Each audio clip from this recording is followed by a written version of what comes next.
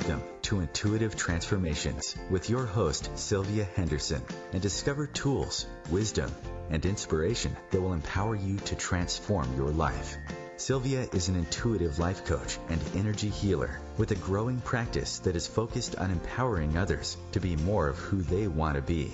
For the next hour, join Sylvia and explore and unravel anything in the way of you creating the life that you would love to live on the OMTimes Radio Network.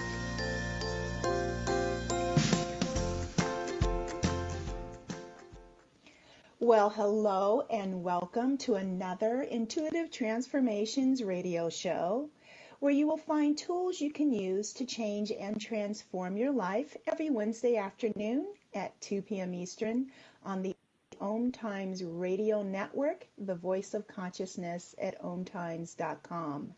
And for those of you listening to this show as a podcast, thank you so much for listening, and please share the link that you are using to listen to this show with your social media contacts.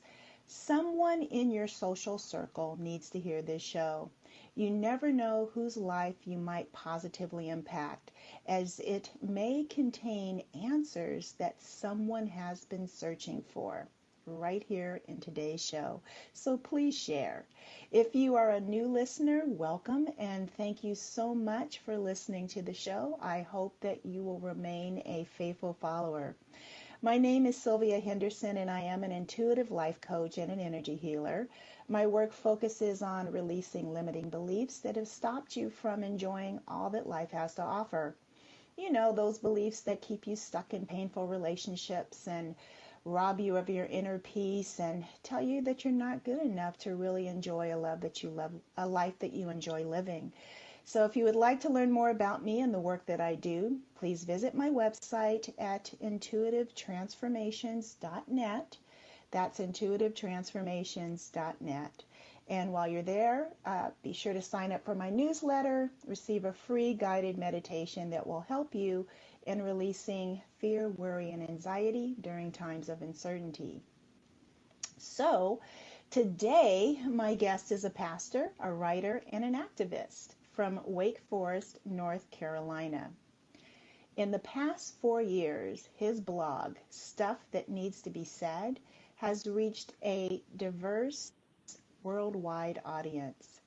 His name is John Pavlovitz, and he is a 20-year veteran in the trenches of local church ministry. John is committed to equality, diversity, and justice, both inside and outside of faith-based communities. In his book, A Bigger Table, Building Messy, Authentic, and Hopeful Spiritual Community, John Pavlovitz's courage and kindness is evident as he fearlessly speaks directly into the heart of heated issues that Christian communities have publicly and privately wrestled with for decades regarding LGBTQ inclusion, gender equality, racial tensions, and global concerns. John's is a voice that is unique, a voice crying out to the Christian community to put an end to exclusion, bigotry, divisiveness, and fear. A voice that longs to see churches emulate unconditional love and demonstrate wholehearted acceptance of everyone with compassion and radical hospitality, total authenticity, messy diversity, and create agenda-free spiritual communities that leaves no one left out. And he is here with us today. Welcome, John Pavlovitz, to the show. Thank you so much, Sylvia. It is so wonderful to be with you today. It's thrilled to get the invitation, so thank you. You're so very welcome. I know you're incredibly busy, so it really is I, too, that am very thankful that you're taking the time to join us here today, John. So for those who are not familiar with you and aren't sure, they've never heard of you yet and not sure what your mission is, can you tell us about yourself and your spiritual journey? Sure. I grew up in upstate New York. I was raised Catholic, and so a Roman Catholic Italian family. So I tell people I was raised on gluten and guilt, and I grew up in upstate New York and slowly, as I got a little older, approached college years, I kind of drifted from that faith. I wasn't really connecting it to kind of everyday life and wasn't seeing it, the church being what I thought the church was supposed to be. And really through the process of moving to Philadelphia and being exposed to a great deal of diversity, being exposed to poverty, my heart began to change, and I started to really embrace sort of that bigger table idea of living. And 10 years later, I was sort of pulled back into organized religion, started volunteering for a church, and found myself after that becoming a pastor, which was a completely unexpected path for me. But I was sort of drafted into ministry, and so started down the road about 20 years ago of serving in the local church. But in doing that, started to see, along with so many beautiful and life-giving things, I began to see things that grieved me about the church and about organized religion. And so there was that tension that I've lived in for that time of being a part of this thing, but then lamenting so much of it. And the writing has really been an expression of that, trying to figure out how to wrestle with that sort of that tension. And so, you said that there were some things that really grieved you about what you were seeing in the local churches. And so what were you seeing that was really, that was impacting you to such a degree that it prompted you to begin writing your blog, Stuff That Needs to Be Said? Well, I think what I started to see over the course of a few years was that I could look back and realize that the church had actually shrunken my table. So I was only around, Christians, and I was only around Christians in my church, and specifically, and those in my church who agreed with me.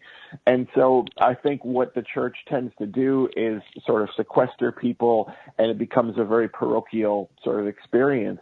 But I also had sort of a wrestling with the theology of the church that was anti-gay or anti-transgender, or looking at why women were welcomed fully into ministry leadership, and the hostility in much of the Christian church toward the Muslim faith.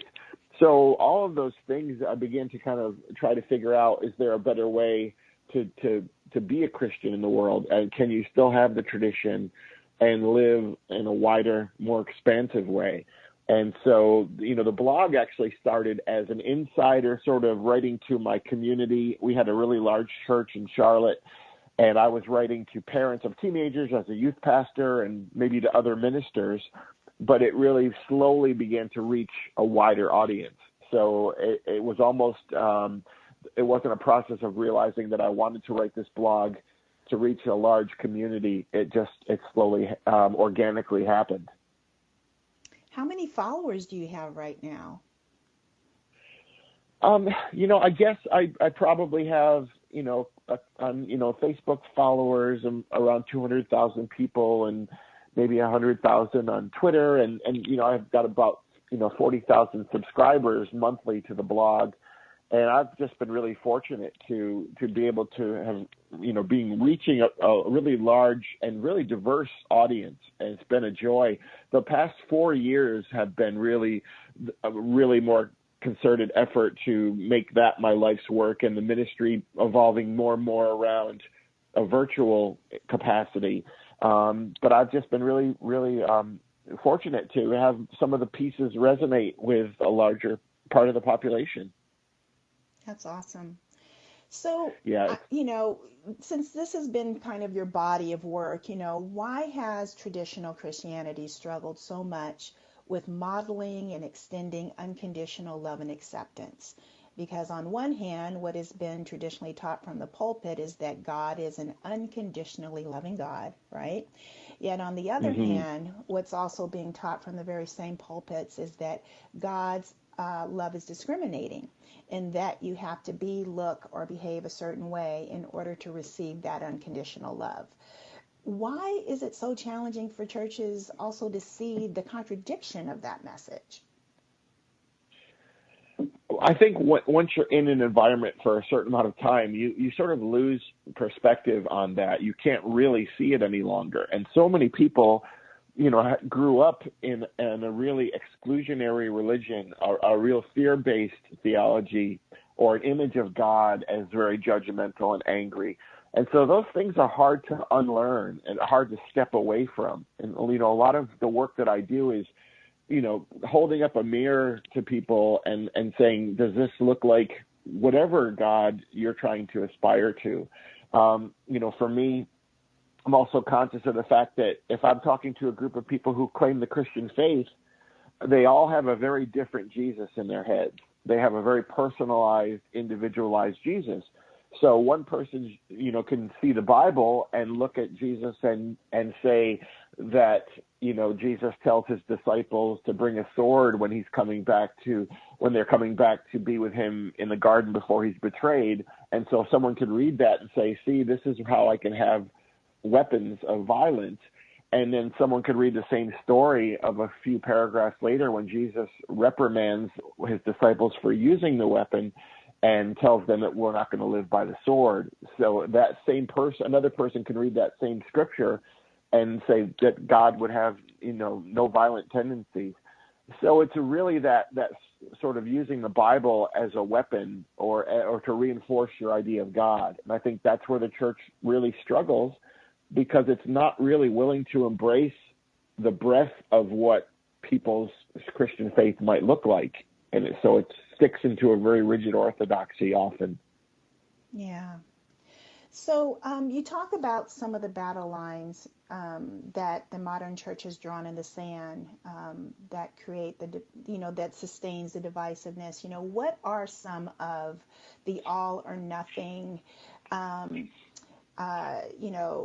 issues or lines in the sand that the church has drawn that has locked other people out? Because truly, by diminishing God's capacity to love, they're also diminishing God in some ways. Yeah, absolutely. I mean, I think traditionally the church historically has had a difficulty with sex and sexuality. So whether that is gender identity or sexual orientation or just, physical and sexual activity and sexual relationships and showing affection, I think so many of those become dividing lines. They become sort of places that we barricade ourselves and by a theology. And so I think there's just so much damage that's been done in the name of God in those areas. And I think it really, again, it comes down to the way that you want to wield the Bible, because you can use those words to say a lot of things. And I think a lot of it is trying to find the heart of the people who wrote those words, who documented their experience of God at that place and time, and understanding what they did and didn't understand about the human body and about biology and the world. So I think there's just sex has been something we traditionally have a really hard time with in the church. And it's interesting, though, because as I hear you speak about this, it's also one of those taboo conversations in the church, it seems, as well.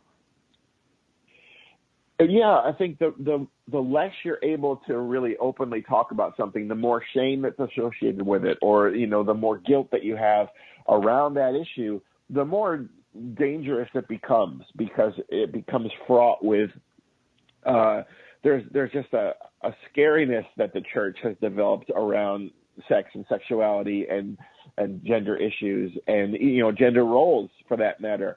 And I think what the progressive church may be trying to do, or something that, I'm hoping to do with the work that I do, is just de-weird things that shouldn't be weird, just to really talk openly about really the most natural and beautiful parts of who we are, and that really express our humanity in the deepest way.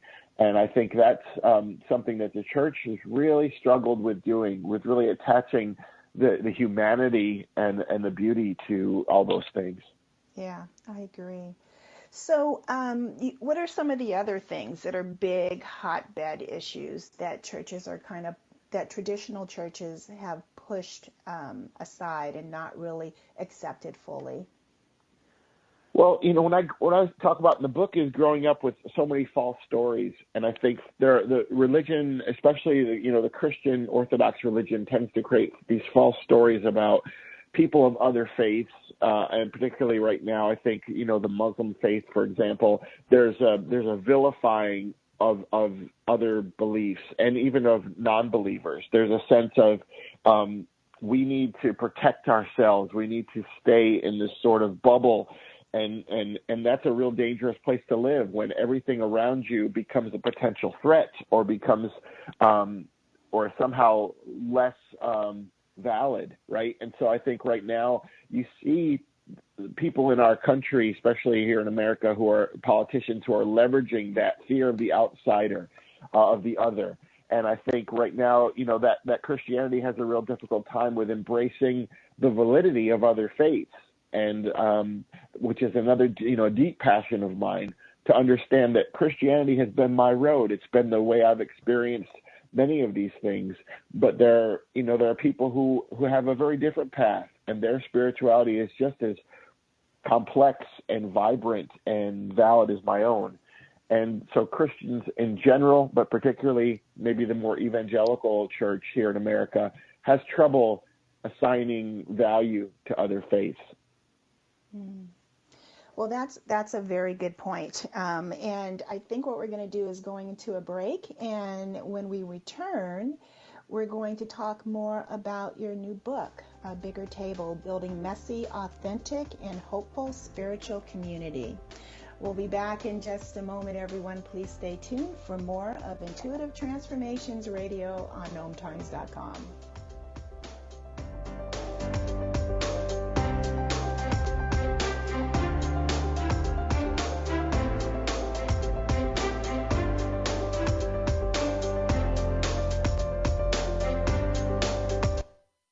The future of Internet radio is here. OMTimes Radio, IOM FM. Ascending Hearts is no ordinary dating site, but a spiritual dating site with a purpose, to link you with your soulmate. We engineer the serendipity so you can trust that you will attune with someone that has the same matching vibration as you. Ascending Hearts, the conscious dating site for the spiritually aware. Try Ascending Hearts for free. AscendingHearts.com. Hello, I'm Sandy Sedgbeer, host of OMTimes Magazine's flagship radio show, What is Going On? My passion is sifting through information, research, and innovations from new thought teachers, speakers, and researchers, pushing back the boundaries of what we know about life, energy, metaphysics, and the universe. I love shifting perceptions about who we are, why we're here, and how quickly impossible becomes normal when we open our minds, expand our awareness, and accept that the only limits that exist are those we place upon ourselves. So if you're the kind of forward-thinking, eager investigator of what lies beyond the current reality that most perceive, why not make a date to come play with me in the field of possibilities at 4 p.m. Pacific Time, 7 p.m. Eastern Time every Thursday, and together we can discover what's really going on. When I was little, I didn't talk for a long time. I was sensitive to lights and sounds, so I built secret hiding places where they couldn't get in. Sometimes I did the same things over and over, until one day I found out I had autism. My family got me help. Slowly, I learned how to live with it better. Early intervention can make a lifetime of difference. Learn the signs at autismspeaks.org/signs. Brought to you by Autism Speaks and the Ad Council.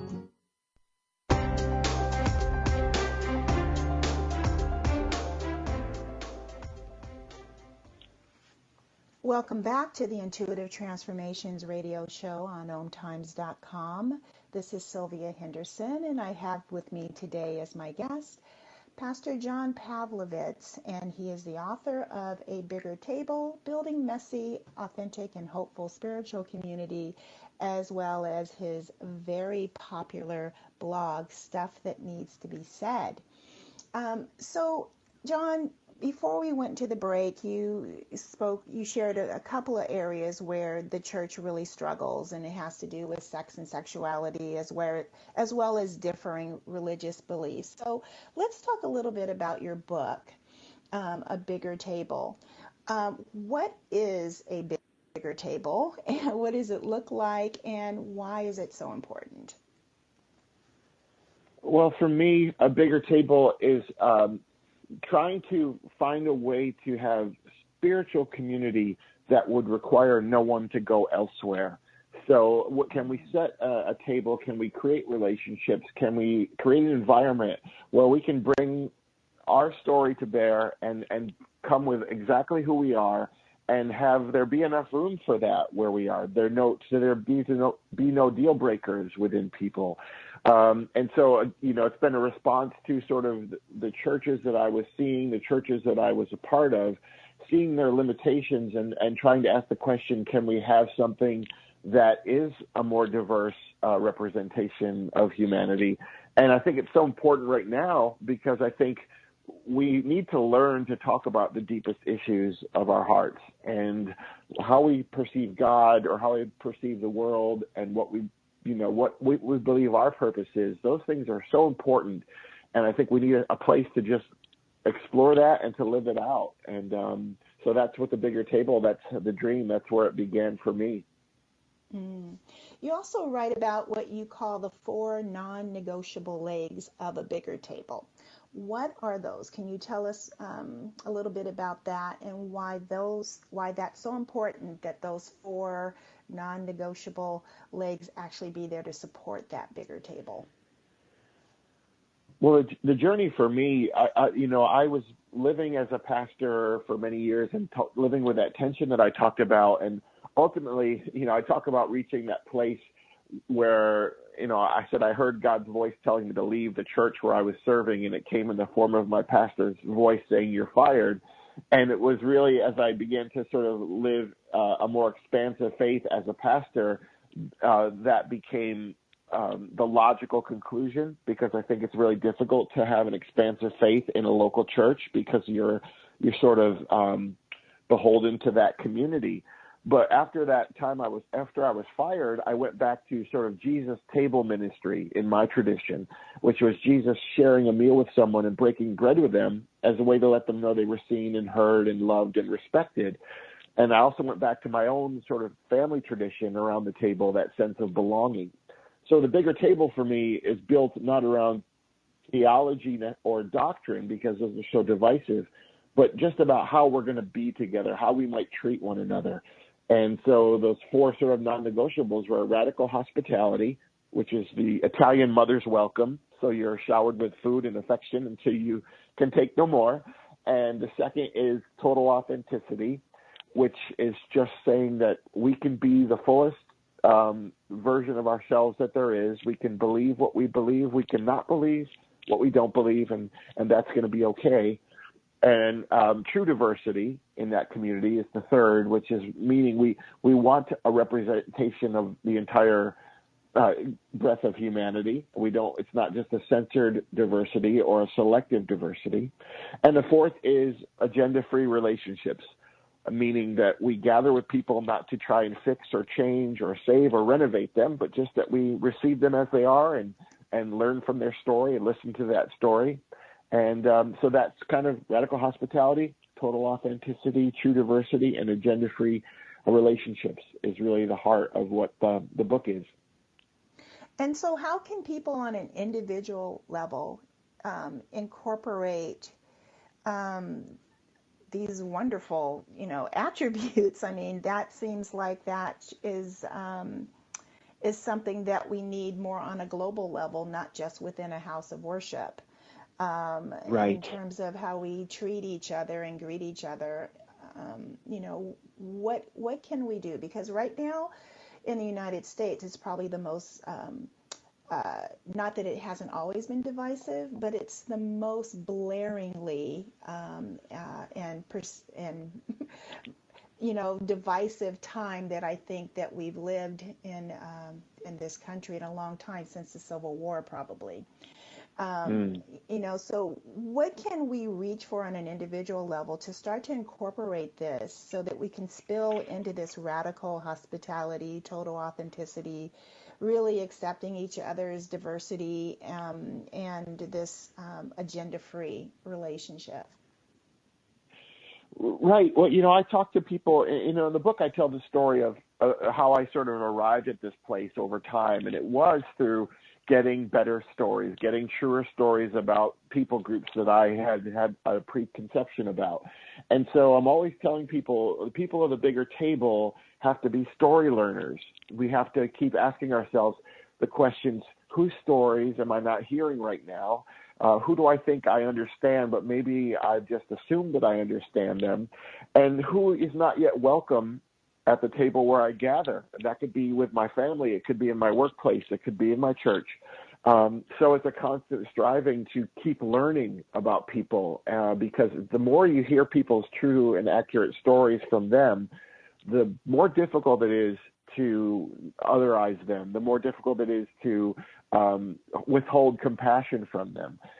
So that is, so needed on a personal level, because that personal enlarging of the table, that has ripples that are so needed right now, and they're powerful. When we live that way personally, it does affect the community around us. Absolutely. I wholeheartedly agree with that, because it really is on an individual basis. It doesn't matter whether you practice this meeting in a spiritual house of worship, or if it's just your own personal brand of spirituality, of showing and compassion to others, and tolerance and understanding.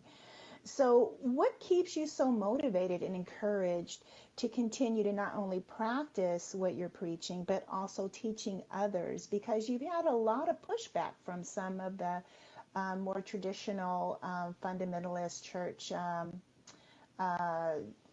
communities. Yeah, the thing about that, Sylvia, is you, having been in this world for so long as a local church pastor, I know what I thought about people like me when I was where they are, right? And so I have a sense of empathy for the fears that they feel when they read something that, like what I write, or I understand the sort of knee-jerk response that's ingrained in them. And so that helps to sustain me when those attacks come and when the turbulence comes from people. But I also try to keep focused on why I do what I do. I've walked this road, and I believe in the work that I'm doing. And most importantly, I realize that the stuff that we're talking about is not stuff after all. We're talking about people. And so the people who have been marginalized or oppressed by the church or kept at a distance, they help, reminding myself that people are still being held at arm's length. And until that is no longer true, that this is the work that I'm supposed to be doing. And so, I think that helps. And it also helps to be with people in community, and I get fortunate. I get to travel around the country right now and talk about this with this book tour, and seeing people in so many different environments living these things out and practicing these things. And so that's an encouragement. That helps sustain me as well. Mm. And so has your mission changed since the recent changes in America's political environment? And if so, how? I think it the way that it's changed it, I wrote this book, a lot of this book, before we had a presidential campaign, before we had an election, and before we've had this presidency. And I went back right before the book was published and talked more explicitly, because we had this new reality. I was a bit more optimistic when I wrote the book before all this happened, but today I'm still fully committed to the idea of the bigger table, and I know we need it now more than ever. I just see that there are more barriers to it. And so, if anything, the way the mission has changed is knowing that we have to be really explicit in why, in giving a different voice. And for me as a pastor, as a Christian, to offer a different expression of faith out there, because so many people are only seeing one real hateful version. And so you want to be sort of an expectation-defying Christian for them. So that's how the mission has changed. Only, and I think there's a greater urgency right now than there's ever been to make sure that people feel seen and heard. Yeah, I wholeheartedly agree with you. I mean, when you think about the health of the country of the United States and what it's going through right now, which is very chaotic, and it seems really unstable and quite contrary to equality and acceptance of all coming to the table, Right. even economically, or racially, or because of their religious point of views or their sexuality. It seems like the grander scheme of things, really, where the churches are more of a microcosm. So, you know, you were just saying that you felt more hopeful before the election. And so the prognosis now in terms of, bringing forth your work and seeing changes, do you see churches being a little bit more open because of the contrast of so much hatred coming from certain factions within the Christian community? Well, what I see, the hope for me, which is, I was writing in my context and still trying to stretch the local church, and I still believe that can happen in individual communities. But what I've been seeing, which is the real reason for hope right now, is so many people coming together from really disparate groups of, very different religious traditions and people without a particular religious worldview coming together to say, our shared humanity is what unites us, and so we're going to work on behalf of that shared humanity. And so there's almost this sort of new, if you will, congregation or a new tribe of people that's forming in response to that sort of hateful version of Christianity. So that's where the hope is. It's seeing so many people saying, we realize that we're in this together, and we're going to try as much as we can to push through those artificial barriers that we've put there and that religious people tend to put there, unfortunately. So that's where the hope is for me. And, I travel, and every week I sort of leave much lighter than I arrived in a certain place, because I see so many stories of people who are just doing really beautiful, life-affirming work right now and probably wouldn't have otherwise. They're engaging in the political process, right? Or they're doing activism, or they're reaching out to people who are in need. And so that's definitely been the sort of beautiful response to something really ugly. Yeah, it's interesting that typically out of adversity comes positive change many times. You've worked with people from all over, all different ages, walks of life, who come from all different places from all over the world. Can you share some of the stories that you've already just alluded to, where you've seen the practice of compassion and understanding actually help others and transform their lives? What I think, what I've seen a lot of recently is the movement of the youth of the country. We saw it sort of coming out in response to, the Parkland shooting and the March for Our Lives. But I've been really encouraged by seeing people who are in high school and middle school who are saying, we want to be a source of healing and doing sort of anti-bullying things in their school. That's been such a great thing to see happen, this sort of new activism. I think we've had fits and starts of it, for the past few decades. But really, not in 40 or 50 years, I think, have we had a generation of people who are really activist-minded. And that's what I see happening. And the young people in our church, I think they started, in Charlotte especially, they started to sort of change the entire community. So they sort of led the way for the adults. Those stories are so encouraging to me. We did an alternative spring break with our students, which was completely student sort of led, traveling around sort of this spontaneous mission trip where we just drove for a few days trying to find where we could be a help in the world. And that was really exciting to me, seeing students just begin to look for opportunities to care for people. It really is encouraging to look at the youth of today, especially, and they became so visible after this Parkland shooting that you've already, spoke about, that their voices are so pure and they are so authentic and they are so really what you're hoping that other churches would turn to and become. They're so all accepting and inclusive, and not seeing themselves as separate entities with their own agenda. It really is, they're looking at the whole picture, and it is really a very inspiring thing to see. I agree.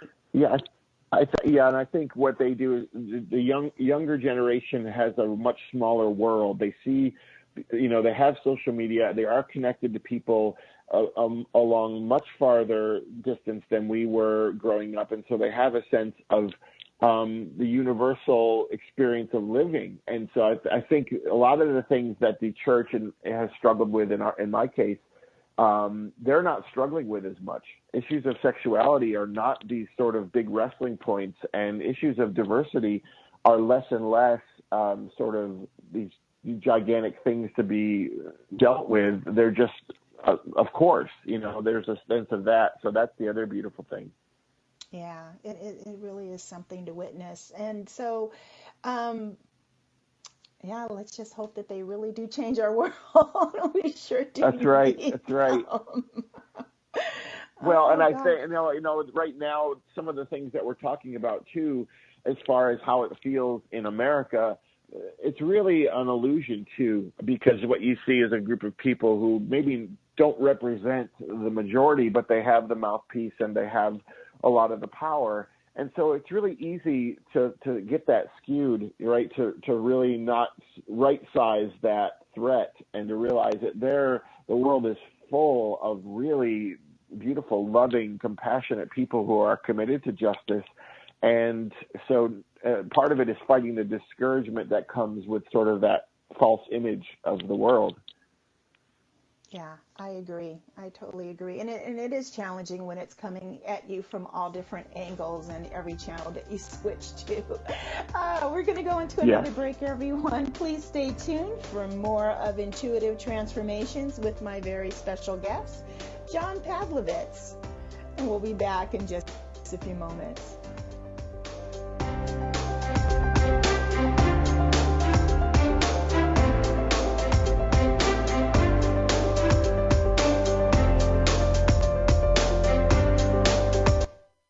The cutting edge of conscious radio, OMTimes Radio, IOM-FM. Host your show on IOM-FM, the radio network of OMTimes Media, one of the more recognized brand names in the conscious community, and is backed by the extensive marketing reach of OMTimes. Hosting a show on IOM-FM immediately connects you with our extensive dedicated community.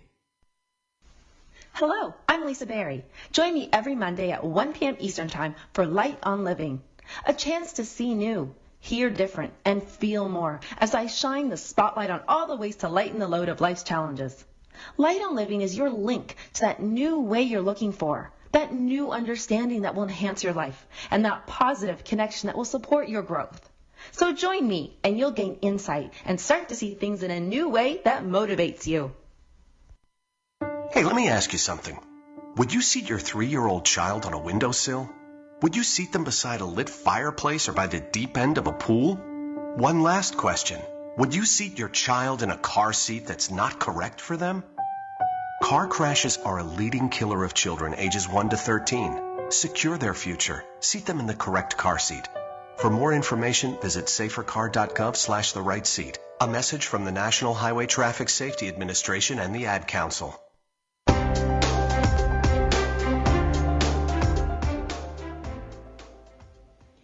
So we're back. This is Sylvia Henderson with the Intuitive Transformations radio show on OMTimes.com, and I have with me today as my guest John Pavlovitz, and he is the author of this wonderful new book, which is all about a bigger table, allowing everyone to be included. And that really is what humanity is all about. We're really just one human race, and if we can just step out of these delusional thoughts that one race is better than another, one way of worshiping God is better than another, and that sexuality is vile and should be vilified, gosh, how much better would the world be, right?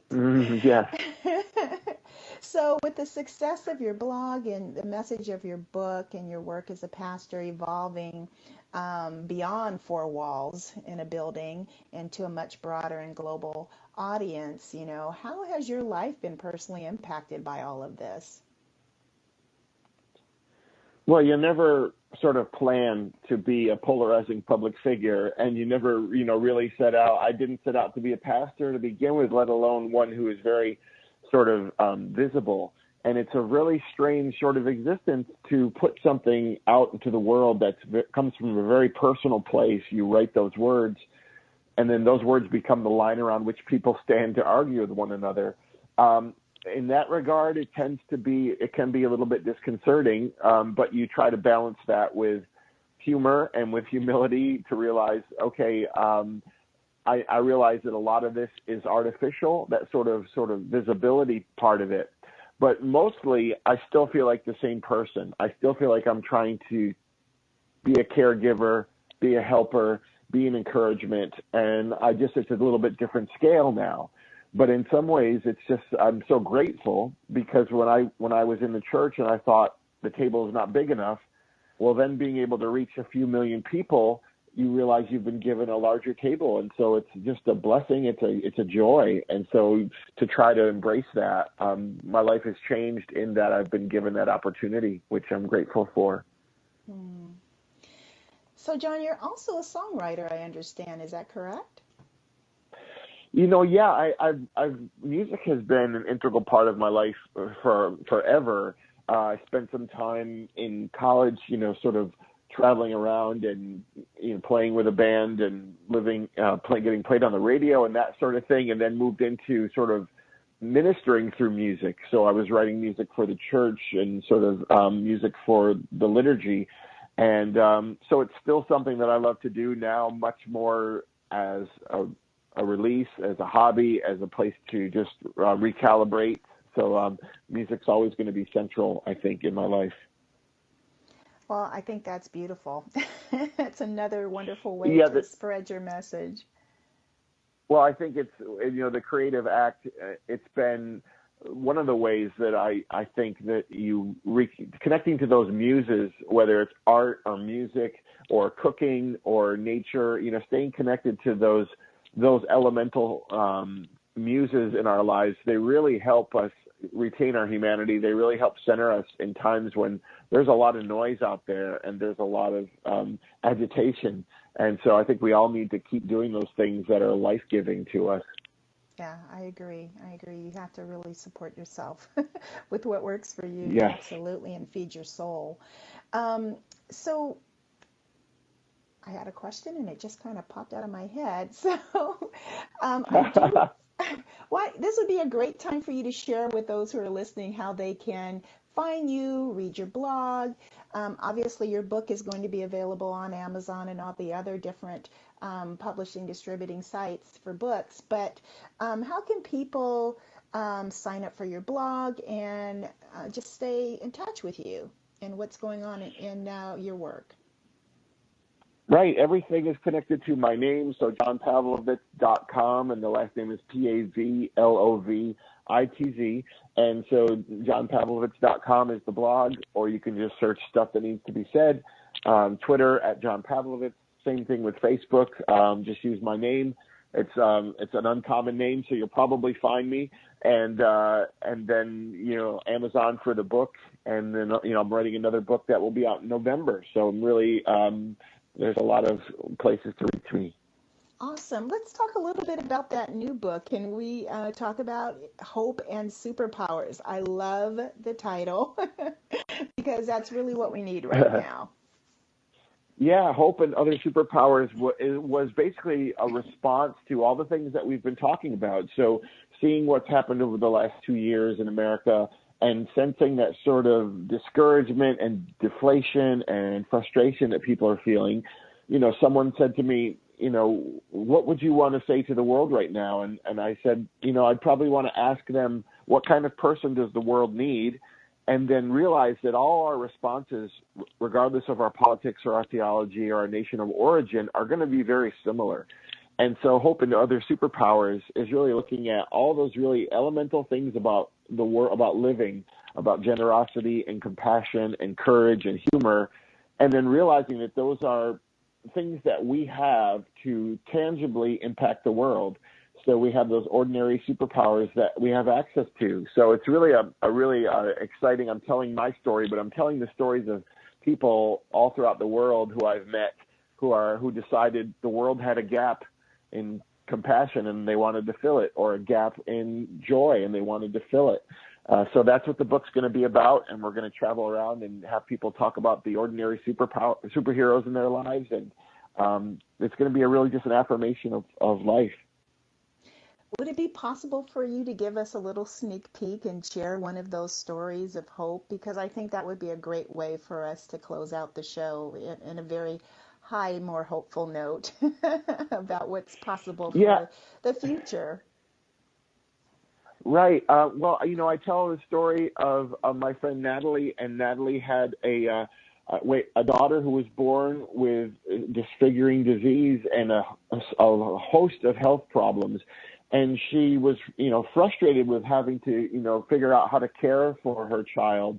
But then as she did that, she realized how many other children were affected and how many other parents were running into these sort of barriers to simple health and wellness. And so it really pushed her into a place of being an unlikely and activist and spokesperson on behalf of vulnerable children. And so she's been doing this work in North Carolina, where now she's out in the world and they're changing legislation and they're getting, thousands and thousands of families encouragement. And so I think stories like Natalie's are over and over what's happening in the world that may not make the news, that there are people saying, you know what, I see the need. And so people like Natalie are doing this work every day, and it doesn't take any financial capital. It doesn't take any, social media juggernaut. You just have to have a desire to be a help in the world and a passion to do that. And so anyone who's listening right now, that's what life's about. Where's the burden? Where's the gap that you need to fill? And you're here. So this is your chance to do that. Wow. So what would you say to those who are listening that are feeling as if, things have just gone so far south? It doesn't look like it's even possible for us as a human race to really get along on the planet, because there is so much divisiveness, politically, economically, socially, our thoughts about the planet, how to care for it, how not to care for it, that extend beyond just spirituality, and so I think that there are a lot of people out there that are starting to lose hope, sadly, that things can really be turned around. Is there anything that you can share that might inspire anyone who is listening who feels that way today? Well, I went to a memorial service for the students and the teachers who were killed in Parkland here in Raleigh. And one of the students stood up before the gathering and he said, we're here for memorial service and we're here to remember people who died and to talk about violence that's escalating in our world. But he said, I came here, I'm really happy today. He said, I'm not happy because of why we gather. He said, but I'm happy because I woke up looking for hope. And he looked out at all of us and he said, and there you are. And that's the encouragement. The encouragement is the unrest in you is an alarm that your heart is still working, that you are still striving to be a person of goodness and love and compassion. So hope is not lost. And so to, keep being reminded of the goodness out there, to take a hope inventory of what you see that's good and to dwell on that. And then to look in the mirror and realize that you still have this pull toward better things. And so that's where the encouragement has to be. That's where the hope is. It's in the mirror. I mean, some days that's what it's about. Well, that's beautiful, because it's a different way of looking in the mirror then, isn't it? Instead of looking at the problems as insurmountable, and we recognize that within each one of us, we do all have that seed of compassion. It's part of our how we were designed, to emulate the unconditional love of God. Yeah, when we're at our best, that's what we're doing. And I tell people, in the book, you don't have to save the world. You have to just save the small portion of it that you happen to be standing on in a given moment. And we're all capable of that. Those Mother Teresa said, those small acts of great love. And so no one can take that from us, and no politicians and no religious leaders. We have access to that. And so it's about living into that. That's beautiful. So do you also, I'm just curious, are there communities that are outside of the church setting that that follow your blog and that people can connect with? Because there's some people that they're not ready to step into a church, or for whatever reason, that's really not what they desire to do, but they do really believe in your message. Right. Well, I tend to, it's difficult to sort of categorize what those communities are. I mean, there are groups, there are civic groups like Indivisible that are throughout the country that are trying to do some of this, but it's more still politically minded.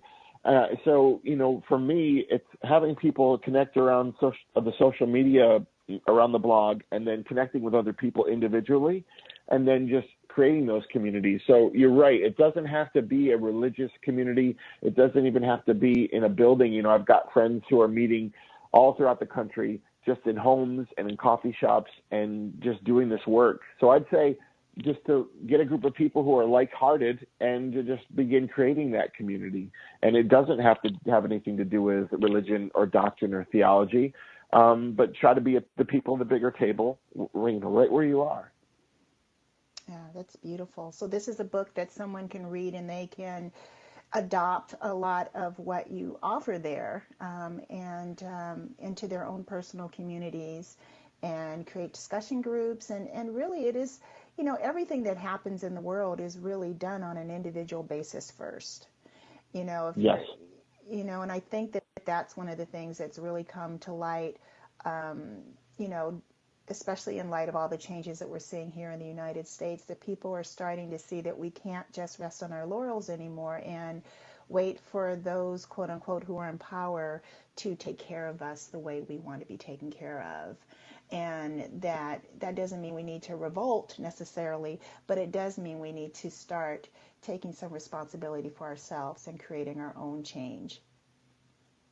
That's right. Yes. We have far more power and influence than we ever realize, and it's until we're called on to actually to use that sort of human capital, that emotional capital that we have, we forget it. We downplay our impact. And so, these are days when whatever it is that you feel is needed, it's about us responding tangibly to those needs.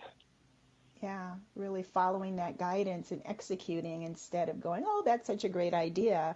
If that idea has come to you, it's come to you for a reason.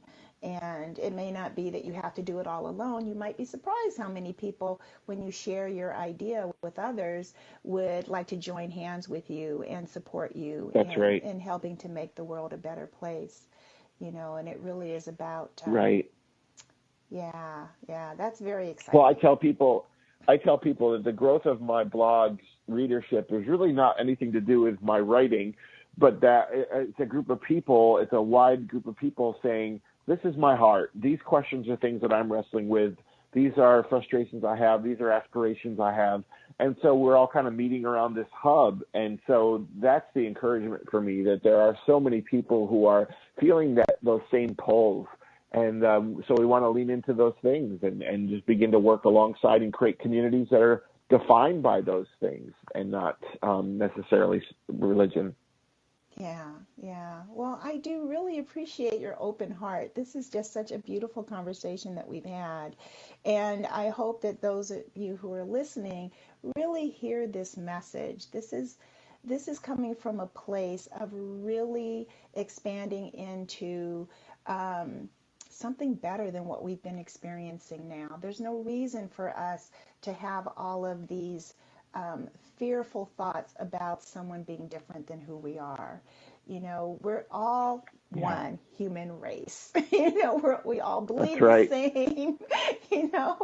We all had a mother and a father. And we're all someone's child. And there is no reason why we can't learn to just get along and to work together and to create a world that is enjoyable. Yeah, so I'm really excited about this. Well, I thank you. And, I tell people we're all trying really hard here. And so, show compassion for people and go easy on them. It's just we get such a limited time here, and we should take advantage of it and cherish it, really. Yeah, also just have compassion for yourselves. If you're listening and you're feeling like, oh, I used to judge people and I wish I hadn't, or, it's about having self-compassion and self-forgiveness as well. Because when you can do that, then you can actually extend compassion from an authentic place. Because none of us are perfect. We all make mistakes. We all miss the mark. Yes. Yeah, and we're going to hopefully look, but it's good to be able to argue with your former self a little bit and say, yeah, I didn't quite get it right yesterday, but I'm doing better today, and you're going to do better tomorrow, and you just keep going. So have a little mercy on yourself. You're right. Yeah, exactly. And if you flounder and fail, it's okay. You get to do it again. That's it. We're allotted a lot of do-overs here. John Pavlovitz, thank you so much for joining us today. You've been an absolute delight. Oh, thank you. Everyone listening, thank you for joining us. We'll be back again next week, same time, same station. And until then, know that you are loved, lovable, and designed to be loving and compassionate. Take care and enjoy the rest of your week. Bye-bye for now.